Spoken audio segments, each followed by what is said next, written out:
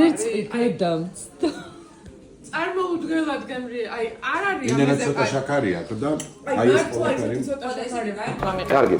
ხელქვეითო უნდა გქონდეს მიქსერი და ხორცსაკეპი მანქანა. ან ხორცისაკეპი? კი.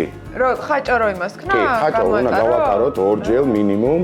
არაჟანი, მოხალული ნიგოზი, ქიშმიში თეთრი შავი, რომელიც თქვენ გესიამოვნებათ. ორი ტიპის ჭირი, ეს არის გარგლის ჭირი, ყურაგას, რასაც ვეძახით და კლიავის ჭირი. კარაქი ყოველთვის მაღალი ხარისხის, კაკლის მურაბა და საზამთროს მურაბა, იმიტომ რომ ჩემთვის კაკალი და საზამთრო არის ხალისი, ბედნიერება, ახალი წელი, აღდგომა. პირველ რიგში გავატარეთ ხაჭო, გადავდგით, ავიღეთ კარაქი, მოვაქციეთ მიქსერში და კარგად უნდა ავთქვიფოთ, სანამ არ გათეთრდება.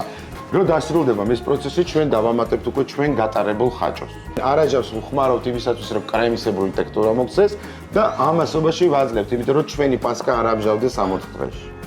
ქიშმიში მიყვარს არამშრალის ხმარება. აი, ერთი კითხვა მაქვს. მე ვუკეთებ ცოტა კონიაკს.